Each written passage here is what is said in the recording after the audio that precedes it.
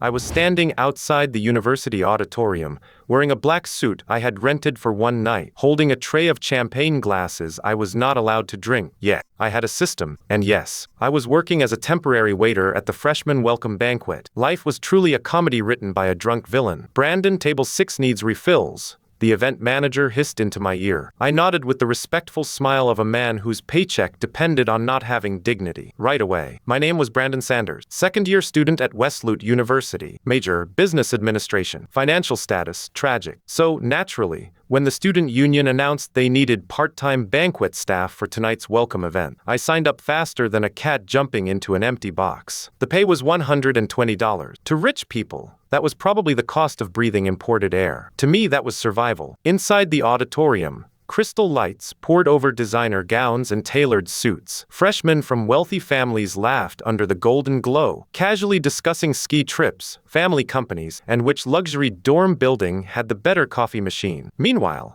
I was calculating whether I could afford instant noodles with an egg tomorrow. The system interface floated in the corner of my vision like a lazy ghost. Host, Brandon Sanders. Charm level, 98. Wealth, extremely poor. I stared at the last line and almost crushed the champagne tray in my hand. Extremely poor. Thank you, system. Very insightful. Why don't you display my emotional damage too? Just as I was mentally arguing with the world's most useless cheat code, a wave of excited whispers swept through the auditorium. She's here. Oh my gosh, Lexi McBride actually came. Isn't she only a freshman? Why does she already look like she owns the place? Because her family literally owns half the city. I followed the direction of everyone's gaze. Then I saw her. Lexi McBride walked through the main doors wearing a pale silver dress that shimmered under the lights. Her long black hair fell over one shoulder, and her face had that cold, delicate beauty that made people instinctively lower their voices. Some girls were beautiful in a cute way. Some were beautiful in a glamorous way. Lexi McBride was beautiful in the security guard's open doors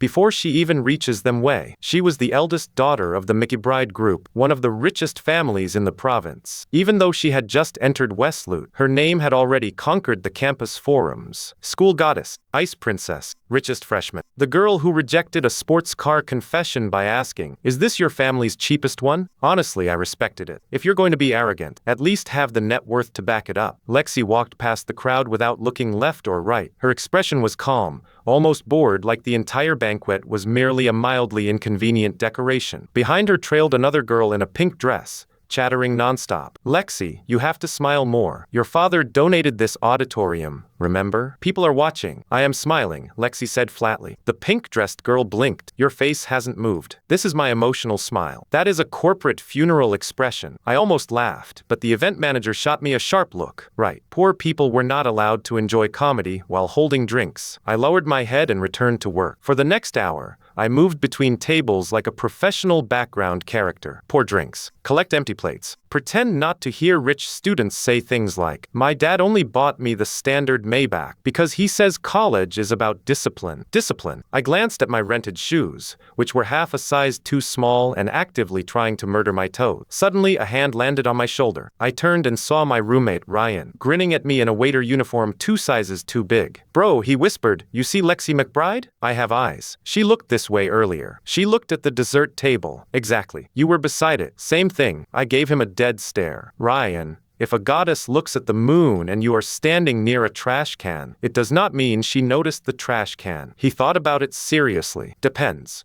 Is the trash can handsome?" I opened my mouth and closed it. That was actually not the stupidest thing he had ever said. Before I could respond, the system suddenly chimed in my mind. Ding! I froze. The last time the system dinged, it had rewarded me with more symmetrical eyebrows. I had spent 3 days wondering whether that counted as cyberbullying. New function unlocking. My eyes widened. Wait, new function? After 1 year of giving me skincare updates like a judgmental beauty influencer, the system was finally doing something? Condition met. Host charm level has reached 98. Function activated. Goddess cashback. My heartbeat slammed against my ribs. Goddess cashback? That sounded illegal. System explanation. When a woman with a goddess level score voluntarily spends money on the host, the system will return a random cashback multiplier to the host. I nearly dropped the tray. Voluntarily spends money on me, so if a goddess bought me food, I got cash. If a goddess paid my tuition, I got cash. If a goddess paid me $1, would I become? Ding. Beginner protection period activated. First quality qualified transaction will trigger a guaranteed high multiplier. Please obtain first transaction within 24 hours. My eyes lit up brighter than the chandelier. Finally, after a year of poverty cosplay,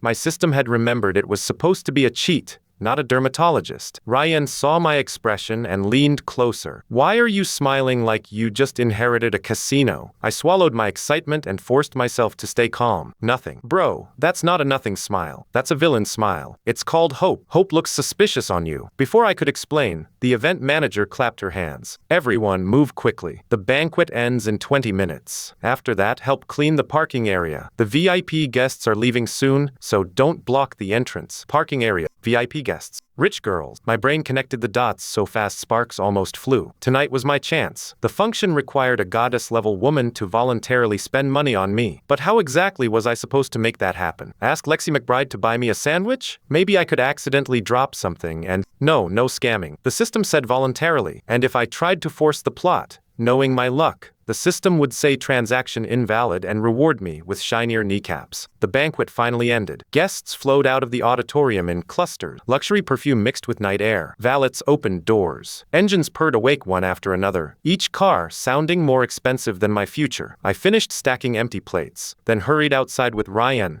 and the other temporary staff. The parking lot was packed with luxury cars, a matte black Lamborghini that looked like it survived on arrogance. And near the side entrance, chained to a bent metal rack, sat my electric scooter, my poor loyal second-hand scooter. The left mirror was cracked. The seat had been duct-taped twice. The brake made a sound like an old man cuffing secrets, but it was mine. I had bought it from a graduating senior for $80 and a promise to never ask why the front panel was missing. I walked over and patted the handlebar. Hang in there, buddy. One day, when your dad becomes rich, I'll buy you premium tires. Ryan glanced at it. Bro, this thing needs a priest, not tires. Don't insult thunder. You named it thunder? It makes thunder noises. That's because the battery is dying. Exactly. Very dramatic. Just as I unlocked the chain, a rose gold Porsche rolled slowly out from the VIP lane. Everyone nearby turned to look. The car alone was gorgeous, but the driver made it impossible not to stare. Lexi McBride sat behind the wheel. Her cold goddess aura from the banquet was gone. Right now,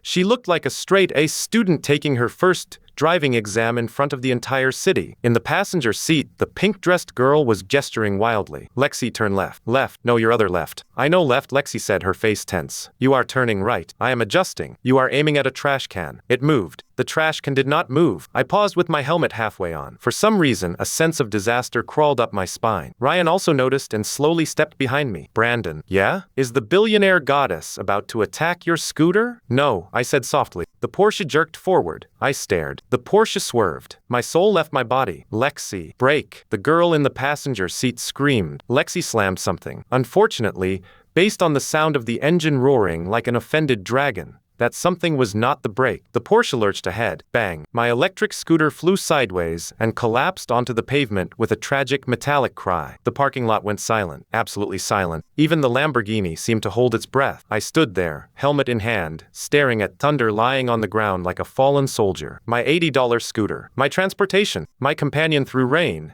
exams, and late-night noodle runs. Destroyed by a rose gold Porsche worth more than my entire bloodline. Ryan whispered, "Thunder has been thundered." I turned to him slowly. He immediately shut up. The Porsche stopped. For 2 seconds, nobody moved. Then the driver's door opened and Lexi McBride stepped out. Under the parking lot lights, she looked even more unreal than before. Silver dress, black hair, cold face. Only now, her calm expression had cracked slightly. She stared at the fallen scooter, then at me. For the first time tonight, her eyes actually focused on my face. A tiny flash of surprise crossed her features. Probably because she did not expect the victim of her vehicular assassination to look like a magazine cover model who had fallen into poverty for plot development. The pink-dressed girl jumped out too, hands pressed to her mouth. Oh no, Lexi, you killed his scooter. It's not dead, Lexi said quietly. At that exact moment, Thunder's front light flickered twice, then died. Lexi fell silent. The pink-dressed girl whispered. It died dramatically. I took a slow breath. Stay calm. This was a goddess-level beauty. This was a voluntary spending opportunity. This was not a time to cry over an elderly scooter in public. Lexi walked toward me, her expression still composed, but her ears were faintly red. I'm sorry, she said. I mistook the accelerator for the brake. The surrounding students instantly started whispering. Lexi McBride apologized? To a waiter? Wait. That waiter is kind of insanely handsome. Did she hit his scooter or start a romance drama? I ignored them. I looked at the scooter, then at her Porsche, then back at the scooter. I wanted to say it's fine, but it was not fine. Thunder had carried me through 3 semesters and 1 emotional breakdown after midterms. So I gave a polite smile and said, "It's okay. Accidents happen." Ryan choked behind me. He knew exactly how poor I was. He also knew that if anyone else had destroyed my scooter, I would already be negotiating funeral compensation. Lexi seemed even more embarrassed by my calm attitude. "No, it was my fault. I'll compensate you." Finally, the magic word, compensate. My system interface trembled. Potential qualified target detected. Name Lexi McBride. Goddess score 97. Spending qualification. Eligible. My heartbeat sped up. Eligible. She was eligible. Lexi took out her phone. How much was the scooter? I glanced at Thunder. If I was honest, $80. If I counted emotional value, $3 million. But I still had basic human morality, though poverty had been trying to chew through it for years. I bought it secondhand for $80, I said. Lexi blinked. The pink-dressed girl blinked. Nearby rich students blinked. Someone muttered, "My phone case costs more than that." Lexi's lips pressed together, like the number had personally insulted her family's tax bracket. "Only 80? Yes." She frowned. "That seems too low. It was already old when I bought it." Lexi looked at the scooter again. Maybe she was trying to understand how a vehicle could cost less than 1 dinner appetizer. Finally, she said,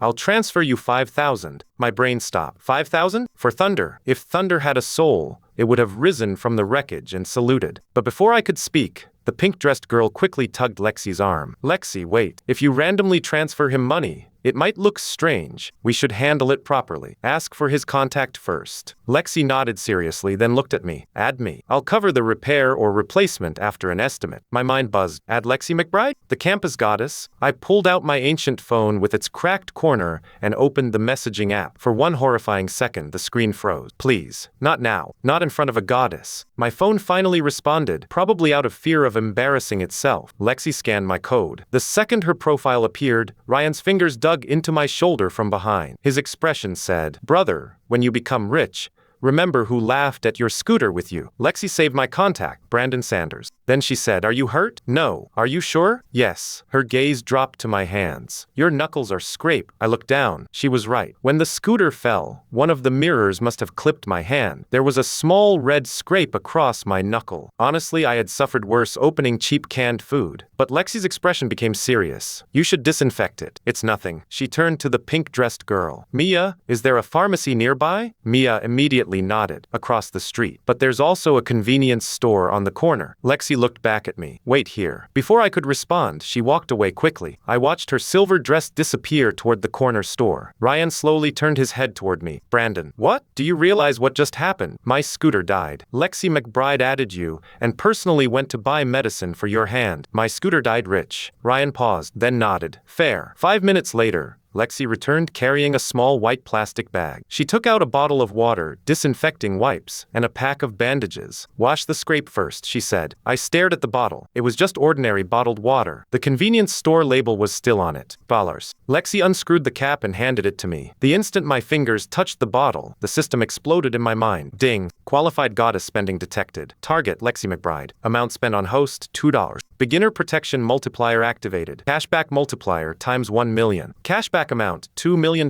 Funds have been legally transferred to host's private account. I completely froze. My hand hung in midair around the bottle. My brain went blank for a full 3 seconds. And my phone buzzed. 1 notification. Bank alert. Your account ending in 9927 received a deposit of $2 million.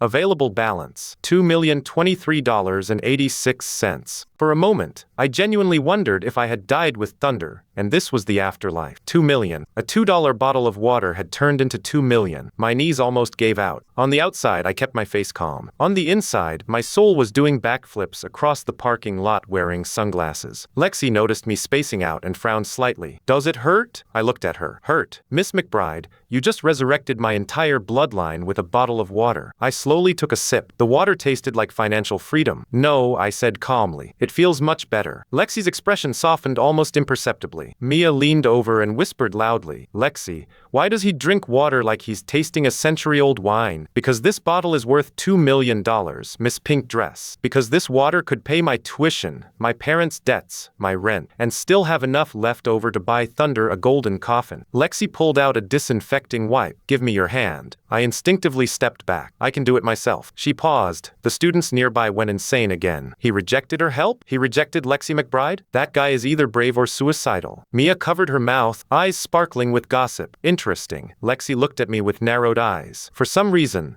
being refused seemed to activate her competitive spirit. I caused the injury, she said. I should handle it. Her tone was calm, but there was no room for negotiation. I hesitated. If she used the wipe on me, did that count as spending too? The system remained silent. Fine. No seconding. Lexi took my hand. Her fingers were cool and soft. She carefully wiped the scrape, then wrapped the bandage around my knuckle with surprising seriousness. The entire parking lot watched as if witnessing a national ceremony. Ryan stood behind me with his mouth open. I could practically hear his thoughts. Bro, you started tonight as a waiter and somehow ended up receiving personal medical care from a billionaire goddess. After Lexi finished, she let go of my hand. There. Thank you, I said. She replied, no, I should apologize. She glanced at the scooter again. I'll have someone tow it away and send you a new one tomorrow. No need, I said quickly. Lexi frowned. Why? Because if you spend more money on me, my bank account might ascend to heaven, and I am not emotionally prepared. But obviously I could not say that. So I calmly replied, it's just a scooter. I can handle it. The moment I said that, Lexi's gaze changed. It was subtle. A small flicker of confusion, then interest. She had probably met plenty of people who would happily exaggerate damages to get money from the McBride family. But here I was, calmly refusing compensation after my only transportation had been flattened. In her eyes, I must have looked noble, detached, maybe even mysterious. In reality, I was terrified that my ancient bank app would crash if another deposit came in. Mia leaned close to Lexi and whispered, still loud enough for me to hear, Lexi, he's different. I coughed. Different? Yes. Different level of broke. Different level of panic. Different level of pretending not to be mentally screaming over a $2 million notification. Lexi studied me for another second. What's your major? Business. Year? Second. You work banquets often? When I can. Her eyes moved over my rented suit, then my worn phone,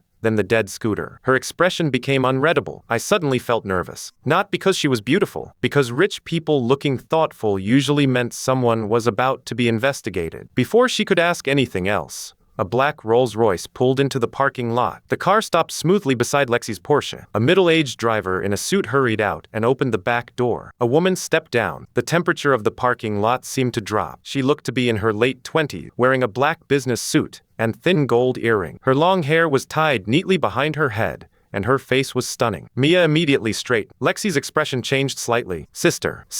My system interface flickered. Potential qualified target detected. Name Claire McBride. Goddess score 99. Identity acting president of McBride Group. Spending qualification eligible. My fingers twitched. 99. Lexi was already terrifying at 97. This sister was a walking financial apocalypse. Claire McBride's gaze swept across the scene. The damaged Porsche bumper. The fallen scooter. Lexi standing beside me. The bandage on my hand. Finally, her eyes landed on my face. For a brief moment, her calm executive expression actually paused. Then she smiled. It was beautiful, also extremely dangerous. Lexi, Claire said softly, I was told you hit someone. Lexi's lips tightened. I hit his scooter. Claire glanced at Thunder's remains. I see. Mia quickly explained. It was an accident. Lexi mistook the accelerator for the brake. Lexi shot her a look. Mia immediately looked at the night sky. Claire walked toward me. Her heels clicked against the pavement, each step sounding like it had been approved by a board of directors. I'm Claire McBride, she said. My sister caused you trouble tonight. Are you injured? No, I said. Just a small scrape. Claire looked at the bandage. Lexi wrapped it? Yes. Her eyes moved slightly. That is rare. Lexi's ears reddened again. Sister. Claire ignored her and took out a sleek black card from her purse. Since this was our fault, we'll compensate you properly. 5,000 for the scooter. 10,000 for the inconvenience. If you need medical follow-up, send the bill directly to my assistant. She held the card toward me. My heart stopped. 15,000 from a goddess score of 99. If the multiplier was anything like before, this could turn into. No, calm down. Maybe the beginner protection was already used. Maybe the multiplier would be small. Maybe it would only be double. Still, double 15,000 was 30,000. Not bad. But what if it was more? What if this transaction nuked my bank account again? The black card hovered between us like a forbidden treasure. Everyone stared. Ryan looked ready to pass out on my behalf. Lexi watched me quietly. Claire's smile deepened. Most people would have snatched the money instantly. But I had just become a millionaire 5 minutes ago and had not yet processed the fact that I could now afford extra meat in noodles without guilt. I needed time. I gently pushed the card back. No need, Miss McBride. The parking lot went dead silent for the second time that night. Mia's eyes widened. Ryan grabbed his own chest. Someone nearby whispered, He refused Claire McBride's money? Claire looked at me, surprise flashing through her eyes. Even Lexi seemed stunned. I gave them my most polite smile. It was just an old scooter. Miss Lexi already apologized and treated my hand. That's enough. The words sounded calm, dignified, almost heroic. Inside, I was yelling at myself. Brandon, are you insane? That was goddess money. That was system-qualified money. That was potentially another financial miracle. But another part of me whispered, don't rush. You barely understand this system. If you act greedy, they'll get suspicious. Stay low-key. Stay mysterious. Let the plot cook. Claire slowly withdrew the card. Her gaze sharpened with interest. You're refusing compensation from the McBride family? I'm refusing excessive compensation. Most people would not call it excessive. I'm not most people. The second I said it, I wanted to slap myself. Why did that sound so cool? Who gave my mouth permission to become a male lead? Claire stared at me for a long second. Then she laughed softly. The sound was light, elegant, and somehow terrifying. Lexi, she said, still looking at me. Your classmate is interesting. Lexi replied flatly. He's not my classmate.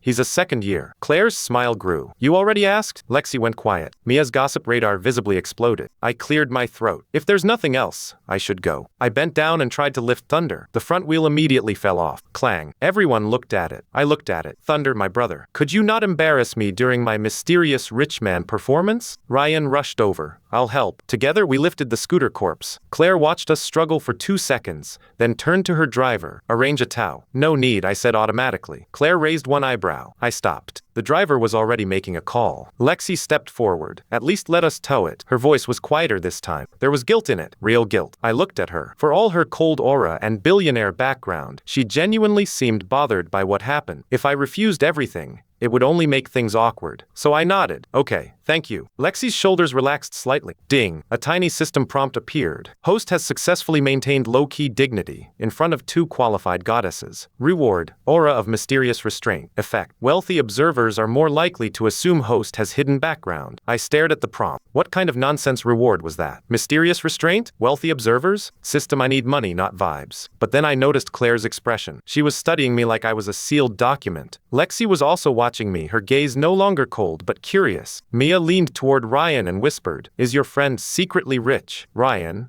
bless his chaotic soul, looked at my rented shoes, then at my face, at the McBride sisters. He slowly said, honestly, I'm starting to wonder too. Traitor. The tow truck arrived 10 minutes later. While the driver loaded Thunder's remains, Claire handed me a business card. Not money this time. A card. Black, minimalist, heavy. Claire McBride, Acting President, McBride Group. If there are any issues after tonight, contact me directly. I took the card carefully. The system did not ding. Good. Business cards were safe. Probably. Lexi stood beside her sister, fingers lightly gripping her phone. We're already connected, she said. Claire glanced at her. Lexi looked away. Mia's expression screamed, I will be discussing this in extreme detail later. I put the card in my pocket. Thank you. Claire nodded. Then we won't disturb you further. Before leaving, Lexi looked at me one last time. I'm sorry about your scooter. I smiled faintly. It died honorably. Mia burst out laughing. Even Lexi's lips moved for half a second. It was very faint. Then the McBride sisters got into the Rolls-Royce. As the Rolls-Royce pulled away, Ryan finally grabbed both my shoulders and shook me. Brandon Sanders. What? What kind of male lead nonsense was that? I have no idea. Lexi McBride bought you water, bandaged your hand, added your contact, and her sister gave you a business card. Yes, I said calmly. And you refused $15,000. I looked at him with a heavy heart. I know. Ryan stared at me like I had personally offended poverty. Are you sick? I pulled out my phone and checked my bank app again. The balance still sat there. $2,023.86. I was not dreaming. I was rich. Actually rich. Not coupon rich. $2 million rich. Ryan noticed my expression. What are you looking at? I instantly locked the screen. Nothing. That's the second nothing smile tonight. I hate it. I patted his shoulder. Ryan. Yeah? Do you believe in miracles? He looked at the road where the Rolls-Royce had disappeared. After tonight? Bro, I believe in rich women hitting scooters as a career path. I nearly laughed. But before I could reply, my phone buzzed. A message from Lexi McBride. Lexi, send me your address. I'll have a replacement scooter delivered tomorrow. I stared at the message. My system interface slowly lit up. Potential spending event detected. Projected item. New electric scooter. Estimated price range $3,000 to $12,000. Eligible target Lexi McBride. Cashback multiplier pending. My throat went dry. A new scooter. Paid for by Lexi. Even with a small multiplier, that would be huge. With a large multiplier, I might skip rich and go straight to suspicious. Ryan leaned over. Who messaged you? I tilted the phone away. No one. Is it Lexi? No. It's Lexi, isn't it? It's Thunder's ghost. Ryan gave me a long look. Then my phone buzzed again. This time it was from an unknown number. Unknown. Mr. Sanders. This is Claire McBride. I forgot to mention something. Tomorrow evening, the McBride family is hosting a private charity auction. My sister still feels guilty about tonight. I hope you'll attend as our guest so she can apologize properly. My fingers froze. A private charity auction, hosted by the McBride family, full of wealthy goddesses. My system, as if it had been waiting for this moment, chimed cheerfully. Ding. Mission triggered. Attend the McBride charity auction. Mission hint. High-value goddess spending opportunities detected. Mission reward unknown. Failure penalty none. I slowly looked up at the night sky. 24 hours ago, I was a broke waiter with a handsome face and $23. Now, I had $2 million, the campus goddess in my contacts, her billionaire sister inviting me to a private auction, and a dead scooter that had somehow sacrificed itself to open the gates of wealth. I lowered my head and typed one word to Claire. Okay. The moment I sent it, another message arrived from Lexi. Lexi, also don't refuse this time. I stared at the screen, then I smiled. A rich goddess wanted to spend money on me, and this time, I had absolutely no intention of stopping her. The next morning, I woke up before my alarm. Not because I was disciplined. I woke up because my body had spent the entire night asking one very serious question. Was I actually rich? Or did my broke brain hallucinate $2 million after inhaling too much banquet perfume? I lay on my narrow dorm bed, staring at the ceiling. Ryan was snoring on the opposite bunk like a broken chainsaw. I slowly reached for my phone. The screen lit up. My thumb trembled as I opened my banking app. Available balance. $2,023.86. I stared at it. Then I locked the phone. Then I unlocked it again. Still there. I closed the app. Opened it again. Still there. I sat up so fast my blanket fell off the bed. It was real. $2 million. In my account. Legally transferred by a supernatural system. Because Lexi McBride, campus goddess and luxury Porsche assassin, bought me a $2 bottle of water. I covered my mouth with both hands. If I laughed too loudly, Ryan would wake up and start asking questions. If I cried, I would look pathetic. So I chose the most dignified option. I silently screamed into my pillow. After about 10 seconds of spiritual celebration, I forced myself to calm down. Brandon Sanders, get a grip. You are no longer a man with $23. You are a man with $2 million and $23. That extra 23 was important. It represented my roots, my suffering, my noodle era. Just as I was trying to decide whether rich people still checked cafeteria discounts, my phone buzzed. A message. Lexi McBride, are you awake? I stared at the screen. 5 words. From the girl whose one bottle of water changed my bloodline's destiny. My brain immediately split into 2 departments. The broke department screamed, reply politely. This woman is your financial goddess. The male dignity department said, wait 2 minutes. Don't look desperate. The survival department slapped both of them and said, she crashed your scooter, not your heart. Act normal. I typed, yes. Good. Send your dorm address. I paused. Why? For your replacement scooter. My hand froze. The system interface opened by itself like a greedy raccoon smelling snacks. Potential spending event detected. Spender Lexi McBride. Estimated spending range $3,000 to $15,000. Cashback multiplier unknown. Please maintain natural behavior. Natural behavior? I took a deep breath. You really don't need to replace it with anything expensive. I know, she replied in the text. That reply made me relax slightly. Then another message arrived. That's why I only chose a normal one. A photo loaded. I tapped it. My soul left my body. It was not a normal scooter. It was a matte black electric motorcycle-looking beast with gold trim, hydraulic suspension, a smart dashboard, anti-theft GPS, leather seat, and a product description that used words like urban mobility elegance. I zoomed in on the price. $18,000. I nearly threw the phone. Normal, Miss McBride. That machine cost more than some people's cars. My dead Thunder had cost $80. This was not a replacement. This was Thunder's reincarnation after cultivating for 10,000 years. I typed quickly. This is too much. It has good safety ratings, she replied. It costs almost $19,000. She texted back. I stared at the so. Before I could reply, she sent another message. I already paid. It will arrive at your dorm in 30 minutes. My system chime. Ding. Qualified goddess spending detected. Target Lexi McBride. Amount spent on host. $18,000. Cashback multiplier times 2,000. Cashback amount. $37,776,000. Funds have been legally transferred to host's private account. I stopped breathing. My banking app notification arrived a second later. Bank alert. Your account ending in 0927 received a deposit, $37,776,000. Available balance, $39,776,023.86. I stared at the number, $39 million from a scooter. Lexi McBride had not bought me transportation. She had launched me into a tax bracket I had only seen in villain introduction. I slowly lowered my phone. Ryan chose that exact moment to wake up. He lifted his head, hair sticking out in all directions, and squinted at me. Why do you look like you just saw the answer key to life? I immediately hid my phone under my blanket. Nothing. Ryan's eyes narrowed. Third, nothing. Suspicious. I'm just tired. You slept like a corpse. A rich corpse, I muttered. What? Nothing. Fourth, nothing. I climbed out of bed and grabbed my towel. I'm showering. Ryan sat up,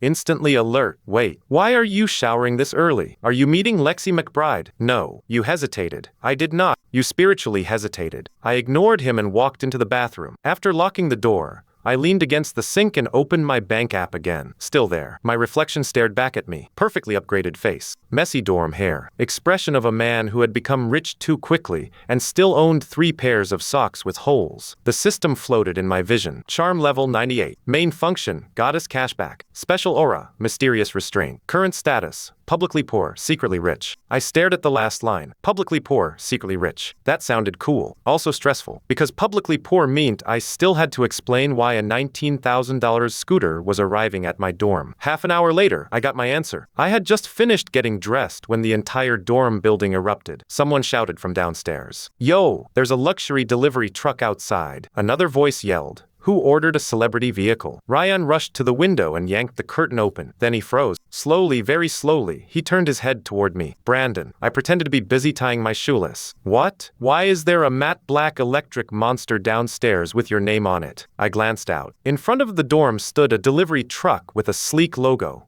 2 uniformed staff members were carefully unloading the scooter Lexi had chosen. The matte black body gleamed under the morning sun. A small gold nameplate near the handlebar read, "For Brandon Sanders." Ryan's mouth fell open. Students gathered around the truck, phones out, eyes wide. Is that the new Veyron X9 electric cruiser? Only 500 units released this year. I heard it has smart suspension and facial recognition. Who in our dorm bought this? Wait, the tag says Brandon Sanders. The crowd immediately looked up toward our window. I stepped away from the curtain like a criminal caught stealing moonlight. Ryan grabbed my shoulders. Brother, don't start. Did Lexi McBride send you a dowry? It's compensation for Thunder. Thunder died and came back as Batman's scooter. I know. Do you understand how insane this looks? Yes. Good, because I don't. Downstairs, the delivery man called my phone. I had no choice but to go down. The moment I stepped out of the dorm entrance, the crowd parted automatically. That was new. Usually, people only parted for celebrities, rich kids, or someone carrying hot soup. Today, they parted for me. The delivery man smiled professionally. Mr. Brandon Sanders? Yes. This is the vehicle purchased by Miss Lexi McBride. Please verify the condition and sign here. The whispers exploded. Lexi McBride? She bought it for him? The campus goddess bought Brandon a scooter? Didn't she just enroll yesterday? What kind of plot speed is this? I could feel my scalp tingling. I signed quickly, praying the ground would swallow me. The delivery man handed me the smart key, demonstrated the facial recognition lock,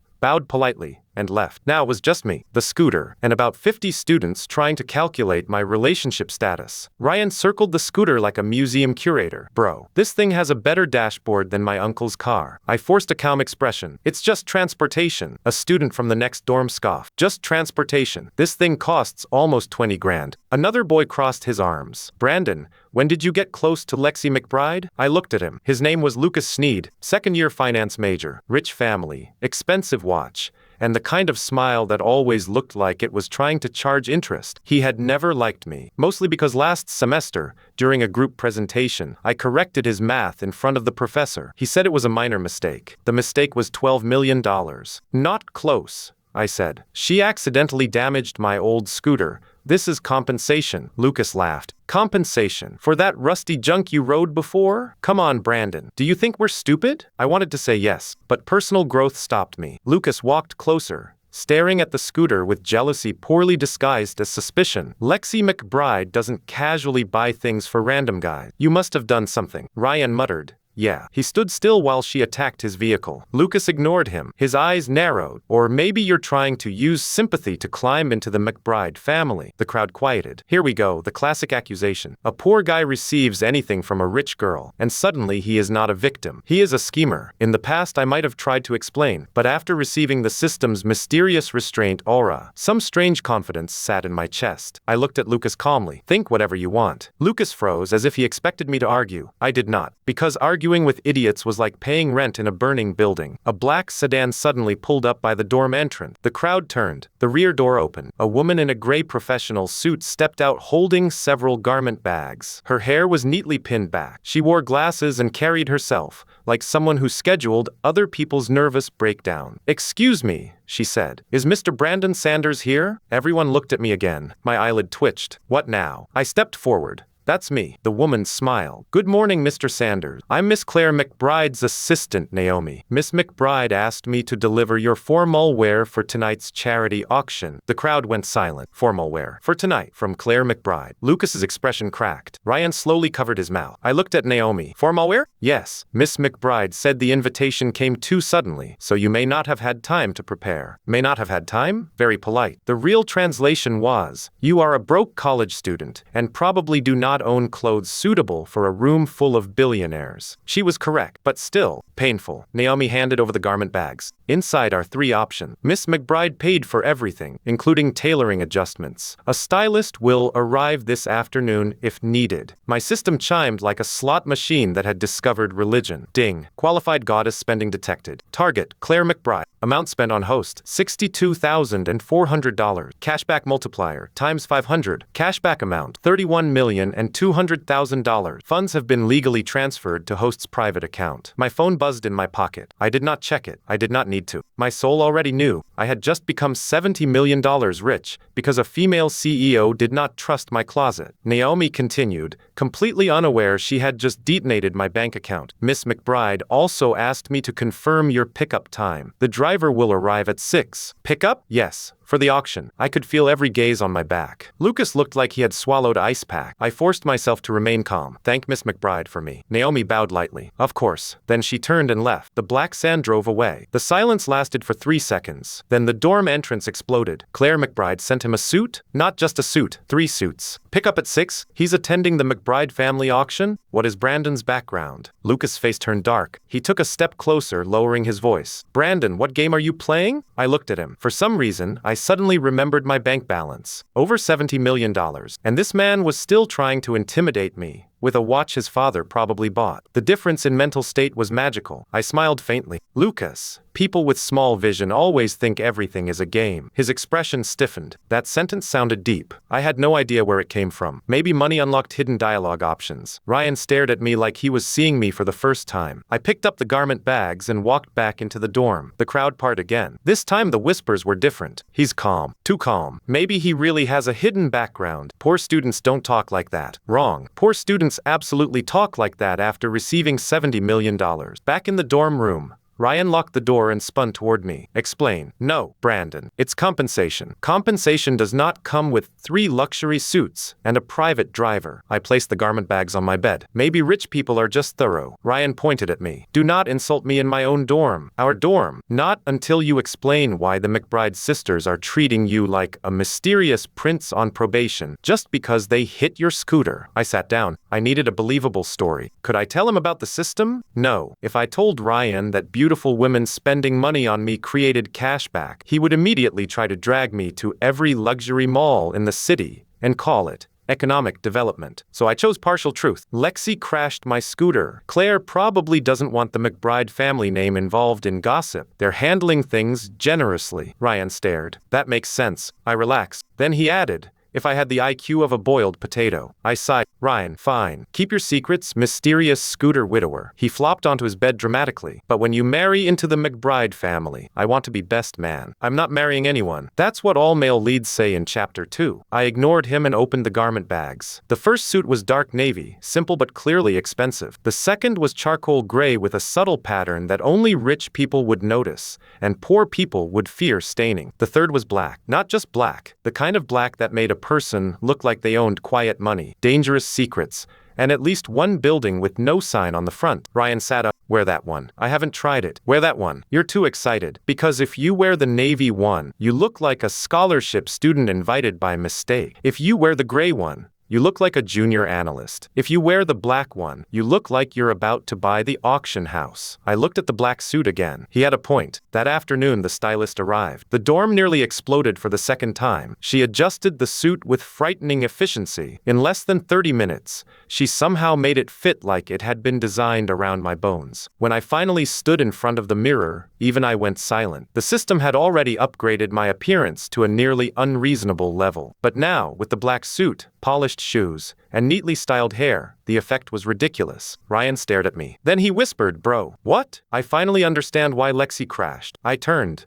What does that mean? If I saw you in traffic, I might also forget which pedal was the brake. Please never drive. At 6 o'clock sharp, a Bentley arrived outside the dorm. By then, half the campus knew I was going to the McBride charity auction. As I walked out in the black suit, the conversations around me faded. Students stared. Some girls lifted their phones. Even Lucas, who was standing near the entrance with his usual rich kid group, went quiet. His friend muttered, "Is that really Brandon?" Lucas said nothing. His face looked terrible. I opened the Bentley door and got in. The driver greeted me respectfully. "Good evening, Mr. Sanders." The door closed. As the car pulled away, I caught one last glimpse of the dorm crowd. Ryan stood at the front, wiping an imaginary tear from his eye. That idiot. The charity auction was held at the McBride Grand Hotel. I had heard of it before. Everyone in the city had. It was the kind of place where the lobby flowers probably had better living conditions than I did last week. When the Bentley stopped at the entrance, two valets opened the door. A red carpet stretched toward the golden revolving doors. Reporters stood behind barriers. Elegant guests moved under the camera flashes. My first instinct was to check whether I had arrived at the wrong place. My second instinct was to run. My third instinct was to remember that I had $70 million and a supernatural money system. I stepped out. Flash. Reporters began taking photos, probably because a Bentley had arrived, and they assumed anyone inside mattered. By the time they realized they had no idea who I was, it was too late. My face had already been captured from 3 flattering angles. I walked inside, trying to look calm. The lobby was breathtaking. Marble floors, crystal chandeliers, a massive floral arrangement in the center, staff moving silently like they had been trained by secret agents. Naomi was waiting near the entrance. When she saw me, her professional smile froze for half a second. Then she recovered. "Mr. Sanders, you look excellent. Thank you." Her gaze lingered briefly, and the system quietly flickered. Target Naomi Hart. Goddess score 91. Not eligible for high-tier cashback. I blinked. Not eligible? So there were levels. Good to know. Naomi led me to the private elevator. Miss Claire is receiving guests upstairs. Miss Lexi is in the auction hall. The elevator doors closed. I watched the floor numbers rise. My palms were calm. Too calm. Maybe the money had changed me. Or maybe I was in shock. When the elevator opened, soft piano music floated through the air. The auction hall was filled with wealthy guests. Business magnates. Socialites, famous artists, hairs wearing watches that could fund small villages, women in gowns that sparkled like they were allergic to cheap lighting. This was not my world. At least it had not been yesterday. Naomi guided me inside. Almost immediately, several eyes landed on me. First on my suit, then my face, then, most importantly, on Naomi respectfully leading me. I could see questions forming in people's minds. Who is he? Which family? Why haven't we seen him before? Is he from overseas? Ah, yes. The universal rich people explanation for unknown handsome men, overseas. Naomi brought me to a front row table. Lexi sat there in a black evening dress, her hair pinned with a pearl clip. She looked colder than last night, more polished, more untouchable. But the moment she saw me, her eyes moved from my face to my suit and paused. Just a little. Mia, sitting beside her in a champagne-colored dress, reacted much more honestly. "Oh wow." Lexi shot her a look. Mia immediately covered her mouth. I said that quietly. "No, you didn't," Lexi said. I walked over. "Good evening." Lexi looked away slightly. "You came. You invited me. My sister invited you. You told me not to refuse." Mia's eyes widened. She looked from me to Lexi, then from Lexi to me. Then she smiled like a gossip columnist who had just found tomorrow's headline. Lexi calmly picked up her water glass. "I meant the scooter, of course." Mia whispered, "This is delicious." Lexi ignored her. I sat down at the table. Within 30 seconds, I felt several hostile gazes. One of them came from a man in a white suit sitting 2 tables away. He looked about 24, handsome in a polished but unpleasant way. The kind of handsome that came with practice,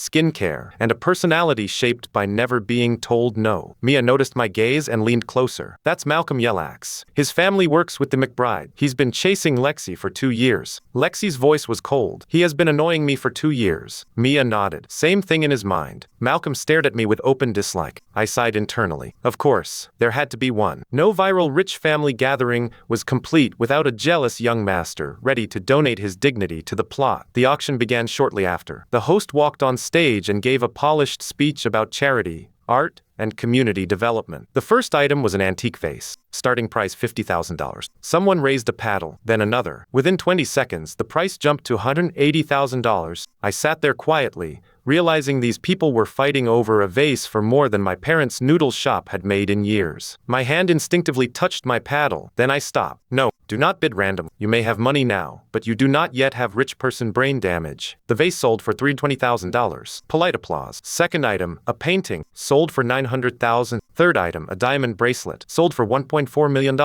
I drank water and tried not to look poor in spirit. Then the fourth item appeared, a men's luxury watch, limited edition, sleek black dial, starting price $200,000. The host smiled. This piece was donated by the Harrington family. Only 20 exist worldwide. Mia leaned over. That watch would match your suit. No, I didn't say buy it. You were thinking it loudly. Lexi glanced at the watch, then at my bare wrist. I instantly sensed danger. Lexi, I said quietly. She looked at me. No, I said to her. I didn't say anything. You looked at my wrist. You're imagining things. Mia grinned. She absolutely looked. Lexi ignored us and lifted her paddle. $500,000. My soul almost spat out water. The hall turned toward our table. The host smiled brightly. Miss Lexi McBride bids $500,000. I leaned toward her, voice low. What are you doing? Bidding. For what? The watch. Why? You don't have one. I also don't have a yacht. Please don't escalate. Lexi's mouth twitched. Across the hall, Malcolm's face darkened. He raised his paddle. $600,000. Mia whispered, oh no, here we go. Lexi calmly raised hers. $800,000. My system began glowing. Potential spending event detected. I felt sweat gather on my back. If she bought an $800,000 watch for me, even a 10 times multiplier would be 8 million. 100 times multiplier would be 80 million. 1,000 times multiplier would be 800 million. My bank account might start looking like a phone number. Malcolm smiled coldly. 1 million. The guests murmured. Everyone knew Malcolm was not bidding for the watch. He was bidding against Lexi. Lexi's expression did not change. 1.5 million. I closed my eyes briefly. Miss McBride, please. I was poor yesterday. Give my nervous system time to upgrade. Malcolm's jaw tightened. 2 million. The hall stirred. 2 million for a watch with a starting price of 200,000 was already ridiculous. Lexi lifted her paddle again. Before she could speak, I gently placed my hand over hers. The entire table froze. Mia's eyes nearly lit on fire. Lexi looked down at my hand, then at me. I said softly, don't. Her brows moved slightly. Why? Because it's not worth it. The words came out calm. Every guest nearby heard them. Malcolm laughed. Not worth it. Interesting. Are you saying the Harrington family's limited edition watch isn't worthy of Miss McBride's money? The hall quieted. A trap has activated. If I said yes, I offended the donor. If I said no, I looked like I was afraid Malcolm. Before I could respond, the system chimed. Ding. Social confrontation detected. Suggested response. Maintain mysterious restraint. Reward available if successful. I looked at Malcolm. Then I looked at the watch on stage. It's a good watch,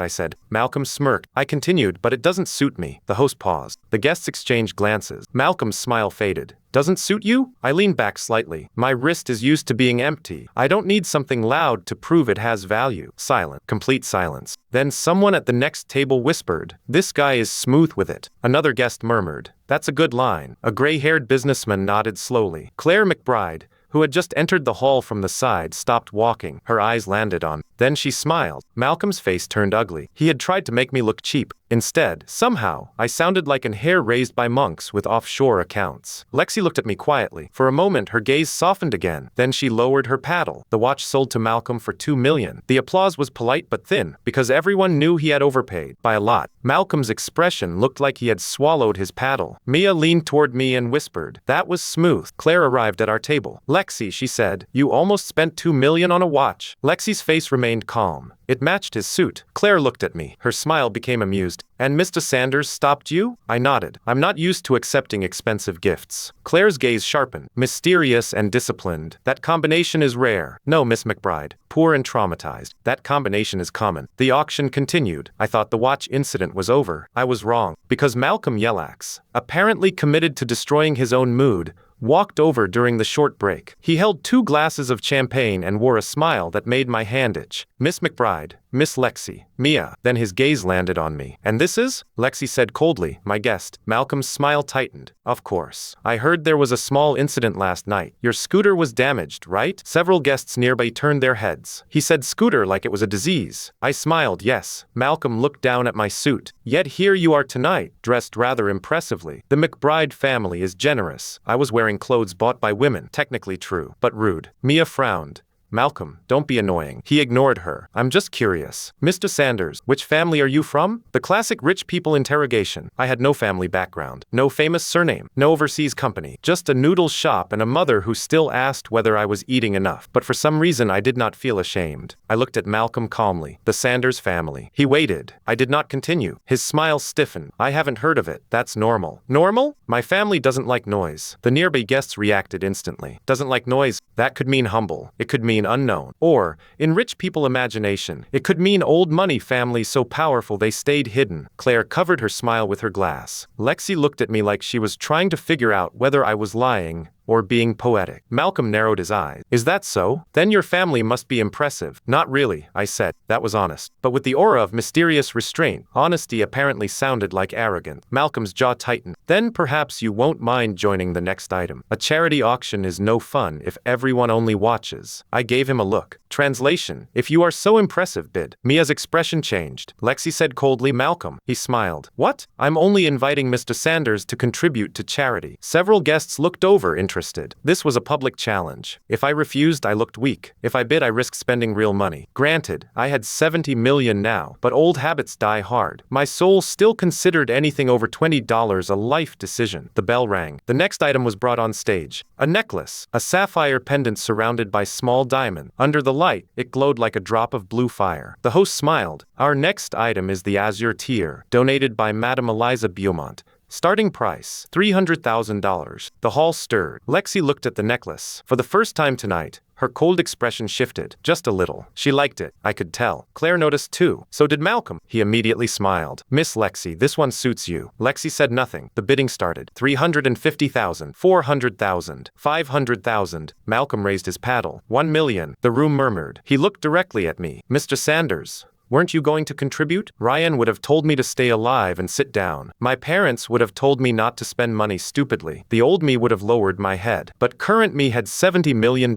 and had just watched this guy insult my dead scooter, my suit, and my family name in under 10 minutes. More importantly, Lexi had looked at that necklace like she wanted it, but did not want the drama. I lifted my paddle. 1.1 million. The entire hall turned toward me. Lexi froze. Claire's eyebrows rose. Mia whispered, oh my gosh. Malcolm's smile vanished. Then he sneered. 1.5 million. I felt my heartbeat speed up, not from fear, from the terrifying realization that bidding was weirdly addictive. 1.6 million, I said. Malcolm's eyes sharpened. 2 million. I looked at the necklace, then at Lexi. She was staring at me now. I gave a small smile. 3 million. The hall gasped. Malcolm's face darkened completely. Claire's smile disappeared, replaced by real interest. Lexi leaned closer. Brandon, it's for charity, I said. Her lips parted slightly. Malcolm laughed coldly. 4 million. I tilted my head. Was he insane? Probably. Was I about to be insane too? Apparently. 5 million, I said. The host's voice trembled with excitement. Mr. Sanders bids $5 million. The hall was buzzing. Malcolm's hand tightened around his paddle. 5 million was already far beyond the necklace's value. If he continued, he was not bidding. He was bleeding. He stared at me, trying to read my face. I kept my expression calm. Internally, I was calculating whether instant noodles still tasted good when eaten by millionaires. Malcolm finally forced a laugh. Since Mr. Sanders likes it so much, I won't steal his joy. He lowered his paddle. Coward. No, wait. Smart. The host looked around. 5 million once, 5 million twice. 5 million sold to Mr. Brandon Sanders. Applause erupted. I had bought a necklace for $5 million. My soul quietly sat down in a corner. Lexi stared at me. Why? I answered honestly. You liked it. The moment the words left my mouth, I realized how dangerous they sounded. Mia inhaled sharply. Claire's eyes brightened. Lexi went completely still. Her cold goddess expression cracked just enough for me to see the confusion beneath it. it. I quickly added, and it's charity. Too late. The first sentence had already detonated. Lexi looked away. Her ears turned faintly red. Ding. Special event triggered. Host voluntarily spent money for a qualified goddess. Hidden function unlocked. Favor return. When host spends money for a qualified goddess and receives genuine emotional response, host may obtain non-cash rewards. Target, Lexi McBride. Emotional response, genuine. Reward. Lexi McBride favorability increased. Additional reward. Financial insight Lvine 1. I blinked. Wait, I spent money and got no cash back? System, explain yourself. The system remained shamelessly silent. Fine. So spending on them did not make me richer, but it unlocked favorability and skills. That was still useful. Probably. The staff brought the necklace to our table after payment confirmation. Yes, payment confirmation. My hand barely shook when I transferred $5 million. When the velvet box was placed before me, the table fell silent. I picked it up and handed it to Lexi. For you. Lexi looked at the box like it was more dangerous than her Porsche accelerator. I can't accept this. I smiled faintly. You bought me a scooter. That was compensation. Then this is gratitude. That is not equal. No, I said. It isn't. Her eyes lifted to mine. I continued. You spent money because you felt responsible. I'm giving this because I want to. The surrounding air changed. Even I was shocked by myself. What was that? When did I become this smooth? Was financial insight secretly also flirting insight? Mia pressed both hands over her mouth. Claire turned her head slightly, but I saw her shoulders shake once. Lexi stared at me for a few seconds, then she accepted the box. Thank you. Her voice was very quiet. Ding. Lexi McBride favorability increased significantly. Current relationship status, curious. Curious. That sounded harmless. But for some reason, Claire looked at her sister and smiled like she had just witnessed the first crack in a glacier. Malcolm, on the other hand, looked murderous. The rest of the auction passed in a blur. People kept approaching me. Some asked which country I had returned from. Some asked whether the Sanders family invested in tech, shipping, or private equity. One old man asked if my grandfather was that Mr. Sanders from Zurich. I said no. He nodded wisely and said, of course. Discretion. I understand. No, sir. You do not. I am from a noodle shop. My grandfather played chess in the park and once got banned from a dumpling restaurant for bringing his own vinegar. By the end of the night, my fake mysterious background had grown without my permission. One table thought I was from an old European banking family. Another thought I was the illegitimate heir of a hidden domestic tycoon. Someone else whispered that I was probably connected to a sovereign wealth fund, all because I refused a watch and bought a necklace. Rich people were terrifying. They could build entire conspiracies from good posture. After the final item sold, Claire invited me to a quieter lounge. Lexi and Mia came too. Naomi served tea, then left. The lounge overlooked the city. Lights glittered below like spilled diamond. Claire sat across from me, graceful and composed. Mr. Sanders, she said, tonight you surprised many people, including myself. She laughed softly. Honest. Lexi sat beside her, the necklace box resting on her lap. She had not opened it again, but she also had not let go of it. Mia leaned against the sofa, eyes sparkling. Brandon, can I ask something? No, I said quickly. She blinked. I haven't asked yet. That was preventive. Claire smiled. Let her ask. Maya leaned forward. Are you secretly rich? I looked at her, then at Claire, then at Lexi. Technically, yes. But yesterday, no. Philosophically, complicated. I took a sip of tea. I'm not what people think I am. Mia's eyes widened. Claire's smile deepened. Lexi watched me silently. That answer was completely true. Unfortunately, it sounded like something a hidden heir would say before revealing a billion-dollar empire. Claire placed her teacup down. Then, what are you, Mr. Sanders? I thought for a moment. A student. Mia groaned. That answer is so annoying. Claire chuckled. A very expensive student. I coughed. Fair. Claire's tone softened slightly. I'll be direct. The McBride Group has a youth entrepreneurship fund. We support university students with potential. After tonight, I think you may be worth watching. My system flickered. Potential long-term spending channel detected. Spender. Claire McBride. Type. Investment support. Project funding. Strategic sponsorship. Eligibility. Conditional. My fingers tightened around the cup. Investment support. Project funding. Strategic sponsorship. Miss Claire, please be careful. One wrong sponsorship, and I might accidentally become richer than your board of directors. I said calmly, I appreciate the offer,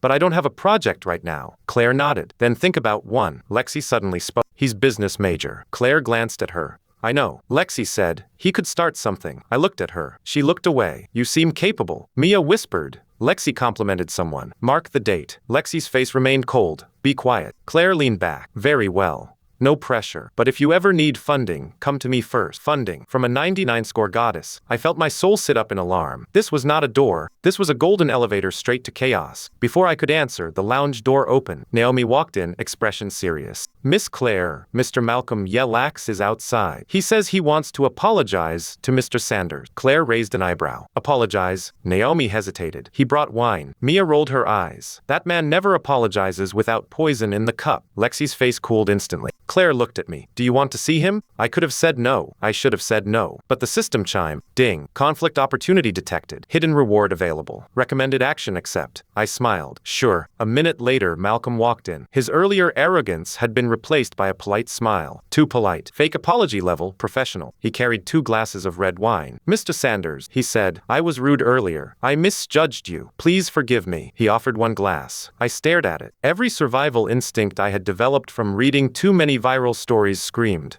Don't drink that. Lexi also frowned. Malcolm, what are you doing? Just apologizing, he said. Surely Mr. Sanders isn't afraid of a glass of wine? A public challenge, but smaller. Poison? Probably not. Spiked with something embarrassing? Very possible. I reached for the glass. Lexi suddenly grabbed my wrist. Don't. The room froze. Her fingers were cool against my skin. Malcolm's eyes flashed with jealousy. Claire watched quietly. Mia's mouth opened slightly. I looked at Lexi. She said coldly, he is not worth drinking with. Ding. Qualified goddess protection detected. Target, Lexi McBride. Emotional response, concern. Reward crisis perception LV1. In that instant, the glass in Malcolm's hand seemed to glow faintly red in my vision. A system label appeared. Warning, foreign sedative detected. My expression did not change. But inside I laughed. Malcolm Yelax, you absolute genius. You really brought drugged wine to a McBride family lounge in front of Claire McBride. This was not villain behavior. This was natural selection. I gently pulled my wrist free from Lexi's hand and took the glass from Malcolm. Lexi's eyes widened slightly. I gave her a reassuring look. Then I turned to Malcolm. You want me to drink? Malcolm smiled. Only if you accept my apology. I nodded. Then, before anyone could react, I swapped the glasses in our hands. Then you drink first. Malcolm froze. The room went silent. His face stiffened. What? I smiled faintly. An apology should have sincerity. You drink first, then I'll drink. Malcolm's pupils trembled. Claire's expression turned icy. Lexi looked at the glass, then at Malcolm. Mia whispered, oh, he's cooked. Malcolm forced a laugh. Mr. Sanders, are you suspecting me? I tilted my head. Are you afraid? The same words he had used on me earlier came back like a slap. His face turned red. I'm not afraid. Then drink. Silence. Malcolm did not move. Claire slowly stood. Her voice was calm, but the entire room seemed to freeze. Malcolm, drink it. His face went pale. Claire, drink it. The pressure in her voice was terrifying. This was no longer a social game. This was the acting president of McBride Group demanding an answer. Malcolm's hand shook. Sweat appeared on his forehead. Finally, Claire turned to Naomi. Call security. Also call the police. Test the wine. Malcolm panicked instantly. No! Too late. The moment he shouted, he had confessed without confessing. Lexi's face became frost. Mia stepped back in disgust. Claire stared at Malcolm like he was already a dead company. What did you put in the wine? Malcolm's lips trembled. I didn't.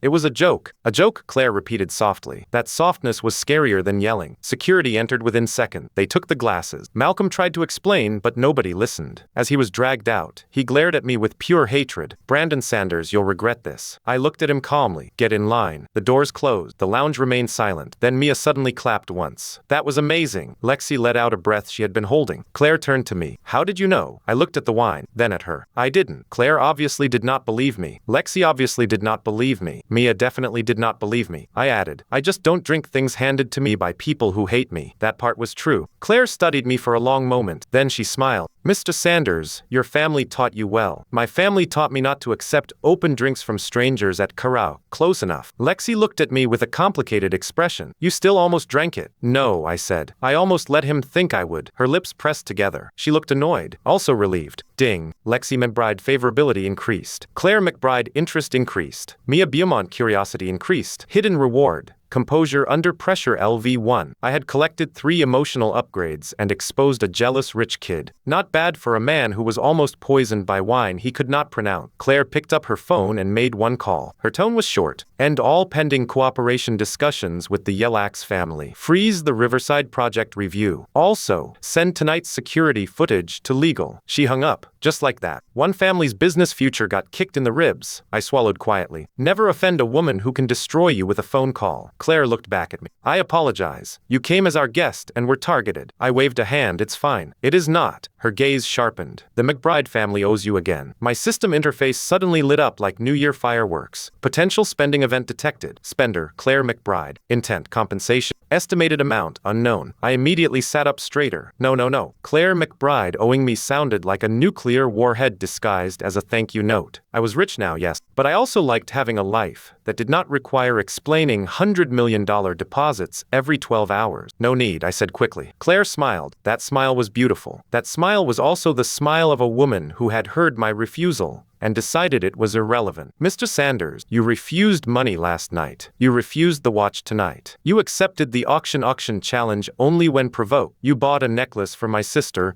and exposed a threat against our family. She paused. Do you think I can still treat you casually? I had no answer, because when she summarized it like that, I sounded like a hidden mastermind. In reality, I was a lucky idiot with a cashback system and survival instincts. Claire continued, tomorrow, come to McBride Group headquarters. My heart skipped. Why? To discuss a proper apology. A verbal one is enough. No, she said. It isn't. Lexi suddenly spoke. Sister, don't scare him. Claire looked amused. I'm not. Mia whispered, you absolutely are. Claire ignored her. 10 in the morning, she said to me. Naomi will pick you up. The system chimed. Mission updated. Visit McBride Group headquarters. Mission hint. Major spending opportunity detected. Potential reward unknown. I stared at Claire, then at Lexi, then at the city lights beyond the window. Yesterday, I was worried about affording dinner. Tonight, I had attended a billionaire auction, bought a $5 million necklace, exposed a drugged wine plot, and received an invitation to the headquarters of one of the most powerful companies in the city. I had a feeling tomorrow would be worse, or better. With this system, those two words were starting to mean the same thing. As the Bentley took me back to campus later that night, my phone buzzed. A message from Lexi. Thank you for the necklace. I smiled and typed back. Thank you for not letting me drink the wine. A few seconds passed. You worried me. I froze. The words were simple, but coming from Lexi McBride, they hit harder than the auction hammer. Before I could reply, another message came in. Also, don't be late tomorrow. I blinked. You're going to? It's my family's company in Brandon. If my sister offers you something, think carefully before refusing. I frowned slightly. Why? Her reply arrived 10 seconds later. Because the last person who refused her 3 times ended up becoming her business partner. I stared at the screen. The Bentley rolled through the glowing city streets. My system interface quietly pulsed. Current wealth, $65,150,023.86. Pending mission, McBride Group headquarters. Qualified goddesses nearby, multiple. I leaned back in the leather seat and closed my eyes. 65 million after spending 5 million. A billionaire sister determined to compensate me. A campus goddess who said I worried her. A jealous rich kid whose family had probably just lost a fortune. And tomorrow, I was walking straight into McBride Group headquarters. I laughed softly. Thunder, my fallen scooter brother, if your spirit can see me now, please know this. Your sacrifice was not in vain. You did not just die. You started a financial apocalypse.